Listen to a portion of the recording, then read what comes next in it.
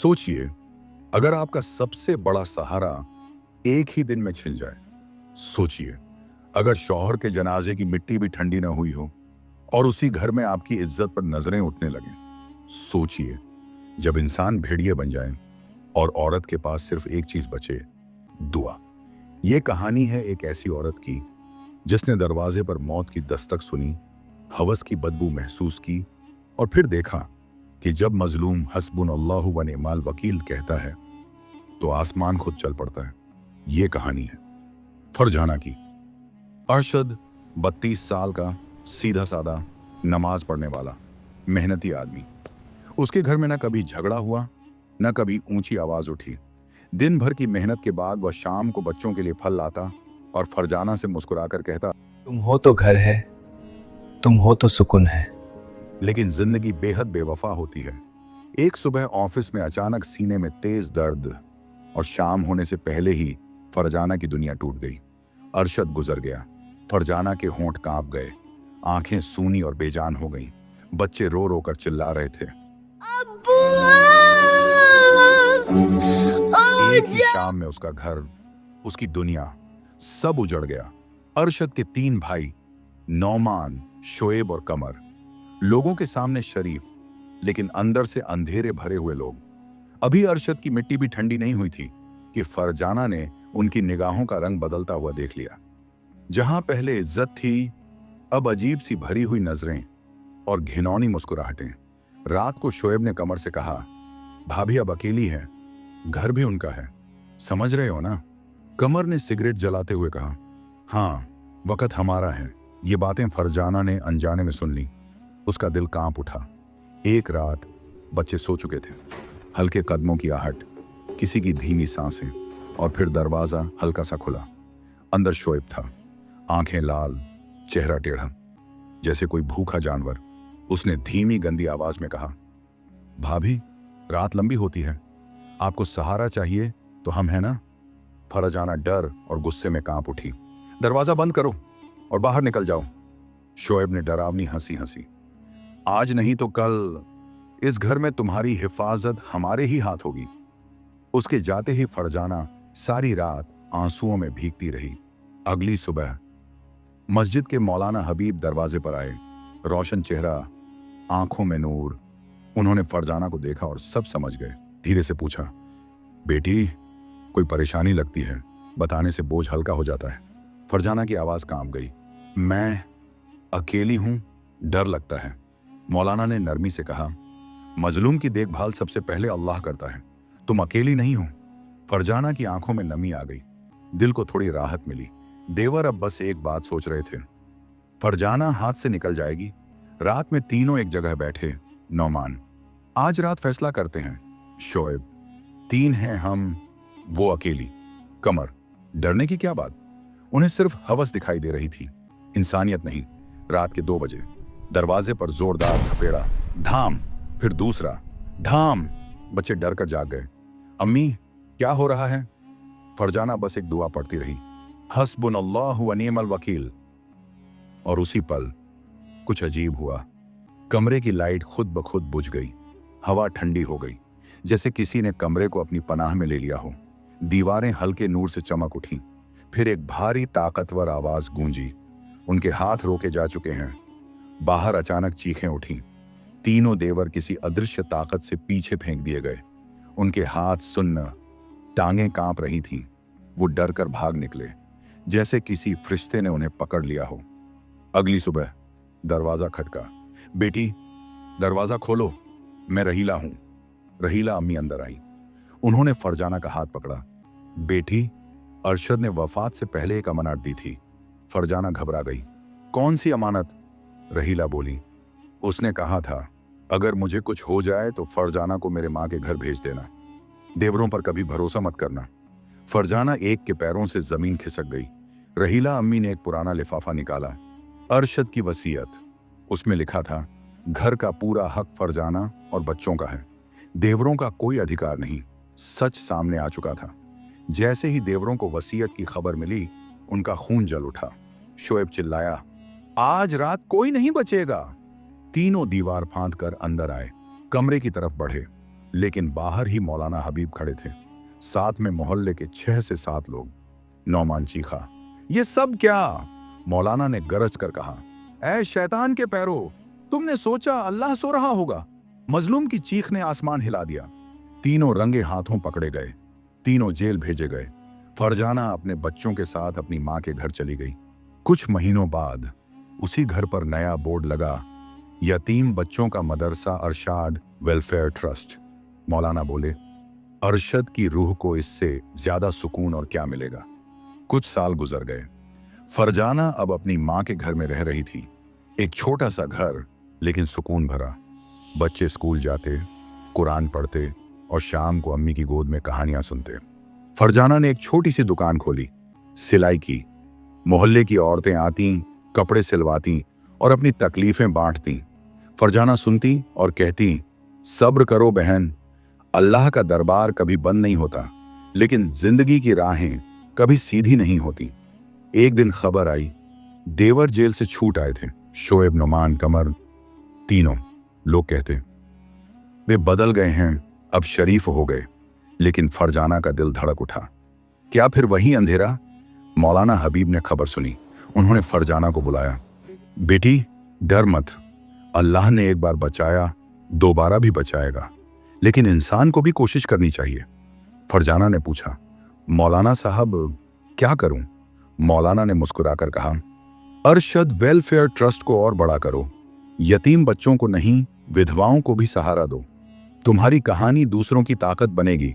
फरजाना ने सोचा, और अगले ही हफ्ते ट्रस्ट में एक नया कमरा बना, विधवा सहायता केंद्र। यहां औरतें आती, अपनी परेशानियां बताती। फरजाना उन्हें सिलाई सिखाती, काम दिलाती और कहती, अकेली नहीं हो तुम, अल्लाह साथ है। एक शाम शोएब मोहल्ले में आया। चेहरा अब थका हुआ, आंखें अभी भी लाल, लेकिन कम। वह ट्रस्ट के बाहर खड़ा हो गया। अंदर से बच्चों की कुरान पढ़ने की आवाजें आ रही थीं। शोएब का दिल कांप उठा। वह अंदर घुसा। फरजाना ने देखा और रुक गई। बच्चे डरकर पीछे हट गए। शोएब ने सिर झुकाकर कहा, भाभी, मैं माफी मांगने आया हूं। जेल में बहुत सोचा, अरशद भाई की याद आई, मैंने गलत किया। फरजाना की आंखें नम हो गईं। शोएब, अल्लाह माफ करने वाला है, लेकिन बच्चों को डराया था तुमने। शोएब रो पड़ा। मैं बदलना चाहता हूं, मदद करो। फरजाना ने मौलाना को बुलाया। मौलाना ने कहा, तौबा करो और ट्रस्ट में काम करो, यतीमों की सेवा से गुनाह धुलते हैं। शोएब ने हामी भरी। नौमान और कमर भी आए। तीनों अब ट्रस्ट में काम करने लगे, बच्चों को पढ़ाते, खाना बांटते और मोहल्ले की मदद करते। लोग कहते, अल्लाह ने शैतानों को भी फरिश्ते बना दिया। समय बीता, ट्रस्ट अब बड़ा हो गया। कराची के बाहर भी शाखाएं खुली। फरजाना अब बहन फरजाना कहलाती। एक दिन एक बड़ी कॉन्फ्रेंस में उसे बुलाया गया। इस्लामी महिलाओं के अधिकार पर। फरजाना मंच पर गई, दुपट्टा संभालते हुए बोली, इस्लाम में औरत की इज्जत सबसे ऊपर है। नबी सल्लल्लाहु अलैहि वसल्लम ने फरमाया, तुम में सबसे बेहतर वह है जो अपनी बीवी के साथ अच्छा है। मैंने जुल्म देखा, लेकिन अल्लाह ने इंसाफ किया। हर मजलूम बहन, दुआ करो और लड़ो, अकेली नहीं हो। तालियां गूंज उठी। बच्चे अब बड़े हो गए थे। हसन डॉक्टर बनना चाहता था, हुसैन इमाम। फरजाना उन्हें देखकर मुस्कुराती, अरशद, तुम्हारी अमानत सलामत है। एक रात फरजाना सपने में अरशद को देखती है। वो मुस्कुराकर कहता, फरजाना, तुमने घर नहीं, एक दुनिया बना दी। सुकून अब हमेशा रहेगा। सुबह उठी तो दिल भरा हुआ था। ट्रस्ट के दरवाजे पर नया बोर्ड लगा, फरजाना विधवा वेलफेयर विंग। और कहानी यहीं खत्म नहीं हुई थी। समय की रफ्तार तेज थी। 10 साल और गुजर गए। फरजाना अब 39 साल की हो चुकी थी। चेहरा अब भी वैसा ही, बस आंखों में और गहराई आ गई थी। अरशद वेलफेयर ट्रस्ट अब कराची ही नहीं, पूरे सिंध में मशहूर हो चुका था। 10 मदरसे, 7 विधवा होम, 3 स्किल सेंटर, हर जगह एक ही नाम गूंजता, बहन फरजाना। लेकिन अल्लाह जब आजमाइश लेता है तो एक साथ कई मोर्चों पर लेता है। एक दिन खबर आई, शोएब फिर गायब हो गया था। लोग कहते थे, पुराना नशा फिर लौट आया। कहीं उसने किसी लड़की को तंग किया था। पुलिस ढूंढ रही थी। फरजाना का दिल बैठ गया। कहीं फिर वही पुराना शैतान। उसी रात भयानक तूफान आया। कराची में सालों बाद इतना तेज बारिश, बिजली गायब, ट्रस्ट का एक पुराना हिस्सा टूटकर गिर गया। बच्चे रो रहे थे। फरजाना बाहर निकली तो देखा शोएब भीगता हुआ दरवाजे पर खड़ा था। हाथ में चाकू नहीं बल्कि एक छोटी बच्ची थी जिसे उसने अपनी जैकेट में लपेट रखा था। लड़की सिर्फ 5 से 6 साल की, कांप रही थी। शोएब की आवाज टूट रही थी, भाभी, इसकी अम्मी मर गई। अब्बू ने बेचने की कोशिश की, मैंने छुड़ा लिया। मुझसे अब और गुनाह नहीं देखे जाते। फरजाना ने लड़की को गोद में लिया। शोएब जमीन पर बैठ गया और फूट फूट कर रोया। मुझे अब जन्नत चाहिए भाभी, अरशद भाई से माफी मांगनी है। उस रात फरजाना ने उसे अंदर बुलाया। पहली बार 10 साल बाद शोएब ने घर के अंदर कदम रखा। हसन, अब 18 साल का, सामने आया। शोएब ने उसका पैर पकड़ लिया। बेटा, तुम्हारे अब्बू का कर्ज है मुझ पर, मुझे माफ कर दो। हसन ने उसे गले लगा लिया। उसी रात शोएब ने तौबा किया। सुबह मौलाना हबीब आए। शोएब ने सबके सामने गुनाह कबूले और कहा, अब जिंदगी के बाकी साल सिर्फ यतीमों की खिदमत में काटूंगा। फिर शुरू हुआ एक नया दौर। शोएब ने अपना सब कुछ ट्रस्ट को दान कर दिया। वह दिन रात मदरसे में रहने लगा, बच्चों को पढ़ाता, रात को तहज्जुद पढ़ता और रोता। लोग कहते, शैतान मर गया, इंसान जिंदा हो गया। फरजाना ने एक नया प्रोजेक्ट शुरू किया। दूसरा मौका, जिसमें पुराने कैदी और नशेड़ी लड़के आते, काम सीखते, कुरान पढ़ते और नई जिंदगी शुरू करते। शोएब उसका हेड बना। फिर एक दिन बड़ी खबर आई, इस्लामाबाद से अवार्ड आने वाला था। सबसे बेहतरीन सोशल वर्कर फरजाना को बुलाया गया। वो मना करने लगी, मैं तो बस अल्लाह की बंदी हूं। मगर बच्चे बोले, अम्मी, ये अरशद अब्बू का अवार्ड है, आपको जाना पड़ेगा। इस्लामाबाद की भव्य तकरीब, हजारों लोग। जब फरजाना का नाम पुकारा गया, पूरे हॉल में तालियां गूंज उठी। वह मंच पर गई, सादे नीले दुपट्टे में। माइक पर सिर्फ 3 जमले बोले, ये अवार्ड मेरे शौहर अरशद का है जो जन्नत में मुस्कुरा रहे होंगे, और उन तमाम मजलूम औरतों का है जिनकी चीख मैंने सुनी थी। अल्लाह सबको हिफाजत करे। हॉल में सन्नाटा छा गया। फिर कयामत जैसी तालियां। कई औरतें रोने लगीं। उसी रात फरजाना लौटी। ट्रस्ट के दरवाजा खुला था। अंदर हजारों को दिए जल रहे थे। बच्चे, यतीम, विधवाएं, पुराने कैदी सब खड़े थे। हसन ने माइक थाम रखा था। बोला, अम्मी, आज से ये ट्रस्ट आपका नाम लेगा, फरजाना बिनते अरशद वेलफेयर ट्रस्ट। फरजाना की आंखों से आंसू रुक नहीं रहे थे।